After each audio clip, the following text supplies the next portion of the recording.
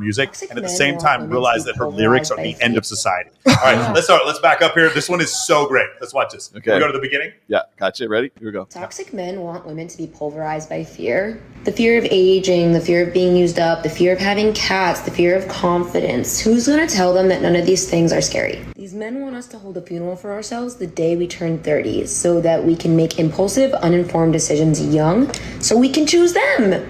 But once again, none of these things are scary. Turning 30 is not scary. Being confident is not scary. Cats are not scary. Figuring out you don't like the person you're with and moving on is not scary. They just want to scare you. And once you figure out that these insecure and toxic men are not holding any cards that you want or need, it's the day you really start living. These men don't want you to have an opinion. They don't want you to choose better or even acknowledge that men are not altogether necessary for a life well lived. The prospect of these men wanting nothing to do with me isn't even remotely intimidating. Like, you promise? I don't want to see you coming around here anymore. They don't want you to have your own sense of style. They don't want you to feel confident about yourself. They don't want you to be independent. The gender war was waged by toxic men wanting us to second guess everything about ourselves. Men don't like when you do this. No man wants a difficult woman. No man wants an opinionated woman. No man wants a girl that's not a virgin or had multiple boyfriends. And they really must think we're dumb. Sounds like you want us to lock in on the first guy that gives us any kind of attention. And how convenient is it that society is built around making us feel so insecure that your validation... That was it, yeah. Okay, cool. Does anybody have any thoughts? She talks too much. She talked way too much. She talks too much. She lost me a while Like, ago. yeah. I don't even care. I mean, it's her TikTok. So. Cliff Notes. Anybody else? So here's the thing. I would have liked for her to define who she was talking about specifically. When she said before that no man wants a difficult girl. No woman wants a difficult man. Not wanting a difficult partner is, but the idea that we don't want women to have an opinion, no one said that. And no one in the red pill is saying they want a virgin unless we're talking about John Zerka. Nobody is saying whores. Yes, they're all whores. I'm a billionaire. I can't even get a virgin. Like nobody's saying that. That's not what's going on here. So this is a great example of a straw man argument where basically you take the opposing viewpoint, you make it as extreme as possible so that you can come back and say the things that are saying. The gender war was definitely not waged by men. That is certainly not the case. I don't think so at all. So I think it was more to what your point is. It was waged by a cross section of feminism and hormonal birth control, right. Sort of created this gender war. Then in her situation, her audience, she's pandering to her audience. Her audience was like, I want to feel empowered. This kind of stuff. But my issue is this. Let's take some of those same things, not extreme versions of them, not virginity or whatever. She said women can't have an opinion. Let's not say that. But let's just say, what if your dad wanted you to behave this way? What if you ladies had a father and your father said, hey, I don't want you to be difficult. Like you probably have a better time with your man if you let him lead. If you were to say things like that, is your dad now toxic? That's what my question would be for her. Right. Is if your father gave similar advice, is he also toxic? Right. My question. My dad's toxic, and I feel like he does. Like, I don't know. I don't see my dad's relationship as like happy. I feel like he just found some woman that will like listen to him and do as he says, and I don't want that for myself. For sure, he would preach things like that. For sure. Yeah. Maybe I'm just not toxic enough because I totally understand what you're saying here. Very insecure men need women that don't know who they are and that need them. That builds them up, their ego. So again, the qualifier, if she's talking about all men, which it doesn't seem like she's doing, I think she sort of has this like trump card of saying, well, I only meant toxic men, then I think you can kind of get away with it. But I also think she was going to certain extremes. And I'm just curious, like who she would be dating in order to toxic men to her means men I wouldn't fuck. That's basically what it is. I think toxic men to her mean men. It's men she would. I think it's men she previously fucked. She previously fucked who made her not feel good about herself. Right. Well, also, let me say one other thing because I want to make sure you guys understand this, and I'll debate anyone on this. Women's insecurity. I understand that there are things in the world that make women feel insecure, but in general, women are more insecure than men. In general, it's not a function of culture. Just in general, that's just the way it is. Yeah. We can have this discussion if you want, but throughout history, this is the difference between testosterone and estrogen. A lot of female insecurities I have dated women before where I've done every single thing in the world to validate them and they're still insecure. This idea that the insecurity solely comes from society or men are trying to make them insecure, I do not agree with that. Go ahead. Insecurity comes from themselves. Oh, agreed. Agreed. I was Go ahead. gonna say, if you just take time to get to know yourself, the more confident you are, the less insecure you are. It's really about you. Yeah, but for her to blame society is like, society is there just to try to make us insecure. No, they're not. Men are looking for higher sexual selection and higher status. Women are looking for a better partner to have children with. That's what we're looking to do. Mm-hmm. This belief that society deliberately tries to make women feel insecure. No, men are attracted to women who look good in bikinis. We aren't attracted to them in bikinis so that we can make other women insecure. We aren't even thinking about the other women. Yeah. We're just looking at the hot women in bikinis. Right. We're not trying. We don't look at hot women on Vogue or FHM and like, man, that's a great cover there. I hope that makes some other women insecure. We don't even fucking think about that. That's not the point. Just like women, you guys pick guys that you think are good looking or high status or whatever. When you do so, you're not considering the men you didn't pick, trying to make them insecure. That's not why you did it. You did it because you just had a feeling. And she's straw manning it like society was just created to make women feel so insecure. You have a different opinion. Well, no, I have. Mike. Sorry, guys. This is a little bit mine. So I have two different opinions, and I can play devil's advocate on the one. Sure. So devil's advocate, I think she's talking about toxic men, but she has very specific examples. So obviously we know something has happened to her. Sure. But what did she do? There's that question. What did she do to invoke these type of actions from this type of person? Or was it somebody who is already like this? There's so many different levels to that toxicity, and she's probably toxic herself. I believe the narrative. Yes. I believe the narrative that she's trying to propose is that she didn't do anything wrong. Of course she did. That's what it seems like to me. I don't want to put words in her mouth because I don't know. But to go back to what you're saying, in her mind, you understand. I'm not saying every guy. She's a pretty girl.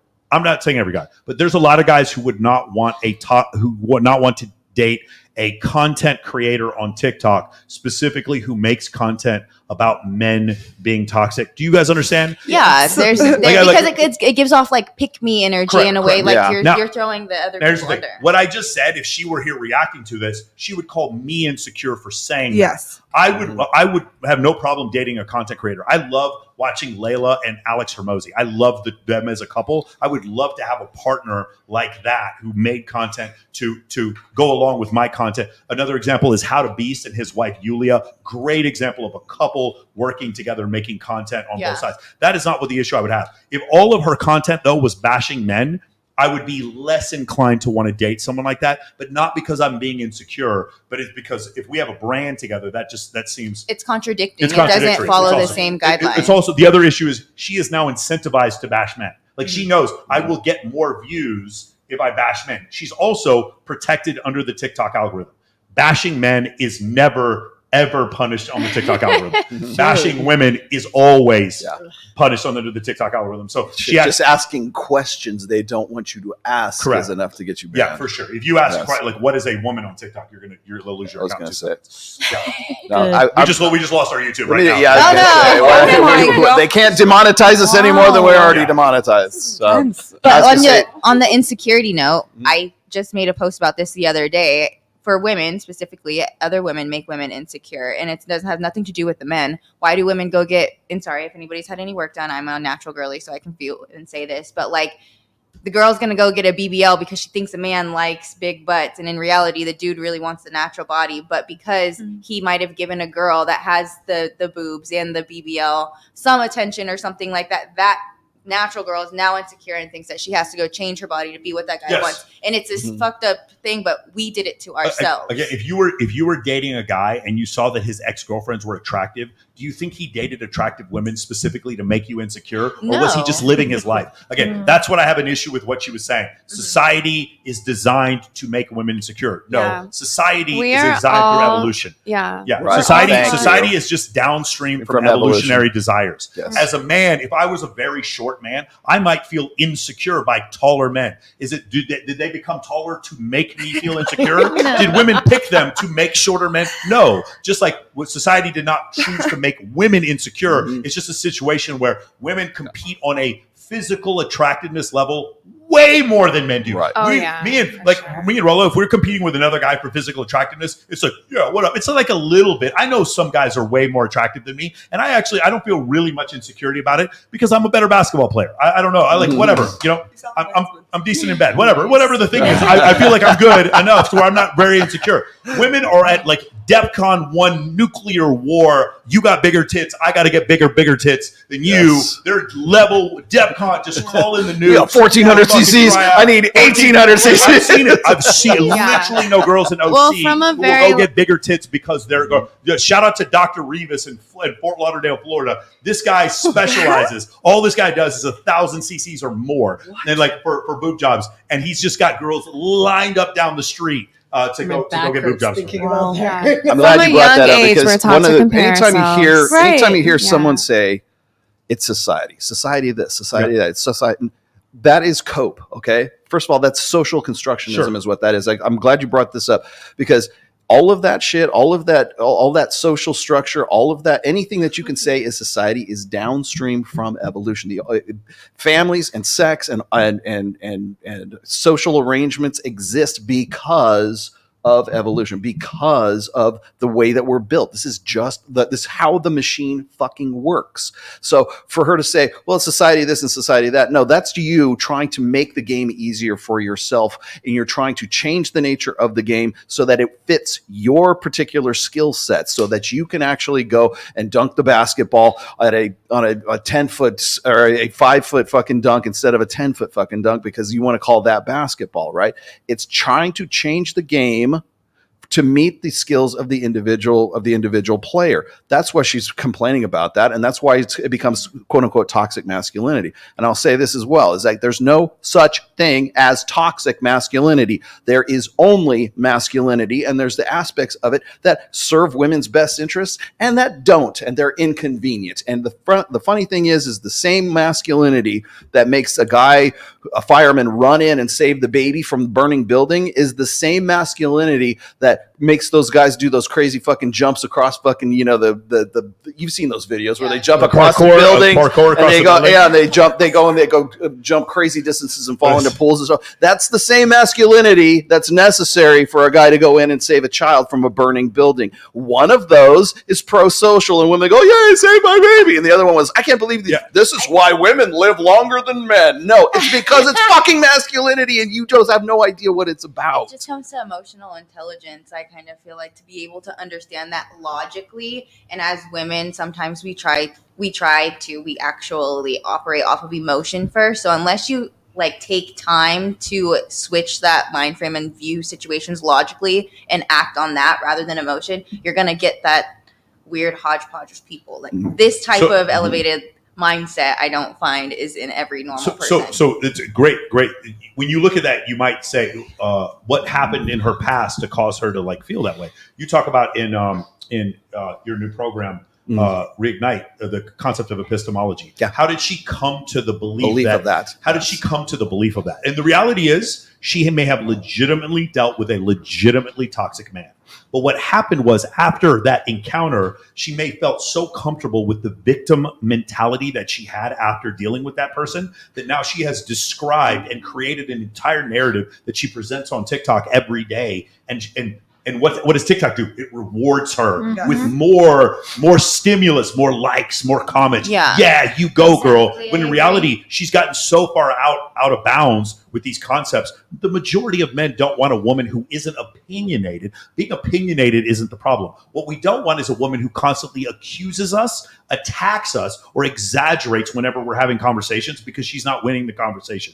Or a woman who believes that her feelings change objective reality. Your feelings matter because they're your feelings. They're inside of you. But feelings are opinions at the end of the day. Exactly. Yeah. Your feelings do not change the speed of light or the force of gravity. Your opinions do not change objective reality. And I've met so many women who believe this and a great example of this would be astrology. Astrology is utter and complete hokum, but women, because it feels good to believe that, they actually think that Mercury in retrograde has something to do with fucking anything. And Mercury in retrograde has nothing to do with anything. And so that's the thing. That's where objective reality comes in. And so from that standpoint, whereas I don't want a woman who attacks me, who exaggerates, and accuses me of things with no evidence. And additionally, like, I don't want someone who's going to tell me how I feel, but they can ask me how I feel. In doing that, what she may translate that to is, oh, you don't want a woman who's opinionated. That's not what I said, but but your opinion needs to be informed, and your opinion can't do the thing that one hurts my business, embarrasses me in front of my clients, etc. Any of those things. You have to understand the boundaries of the relationship so that I can go and continue to provide for us. Exactly. And if you understand that and we're on the same team, that's why I point out like Grant Cardone and his wife, Layla Hermosi and Alex Hermosi, or like those type of pairings. That's why I really appreciate those pairings, because they're on the same team. Yeah. Cool. Right. Well said.